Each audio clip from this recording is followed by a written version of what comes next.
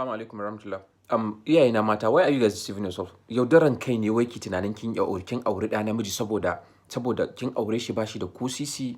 Yanzu ya zo yayi kuɗi kuma ba zai ƙara aure ba. Wannan wani irin tunani ne? You believe cewa ke kika azurta shi kenan ko menene?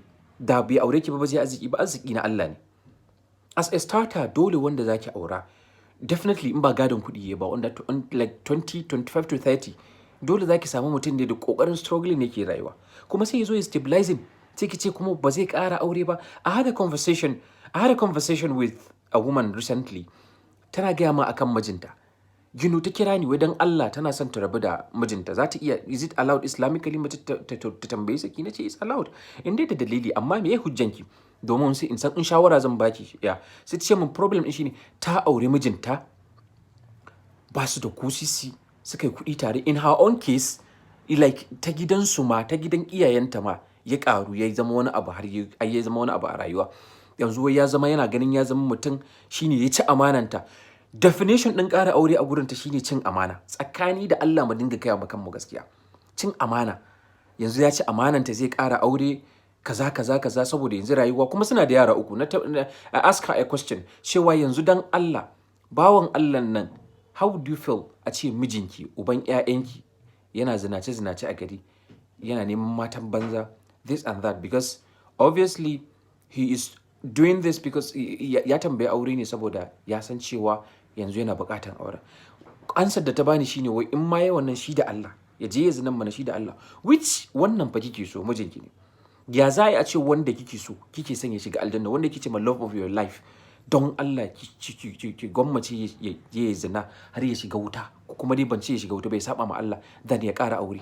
Wannan wani irin tunani ne? Duk aunties ɗin ki da suke ziga ki, suke hure miki kunne, wallahi ba gaskiya suke faɗa miki ba.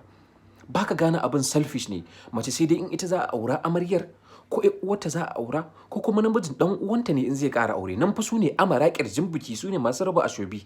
Tsakani da Allah. Duk logic ɗin ƙarin aure ba mu ganewa.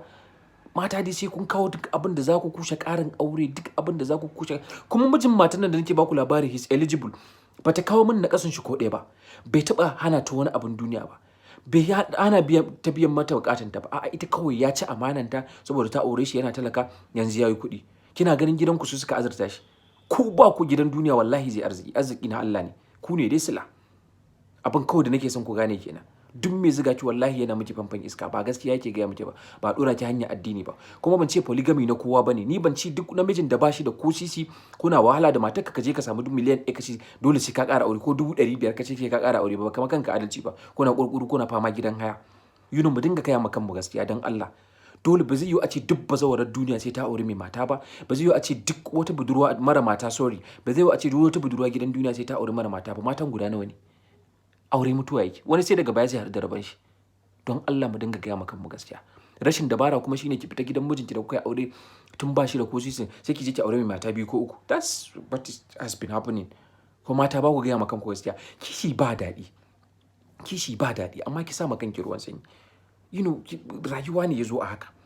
Accept it, Allah as your destiny, sai ki, you fight for it.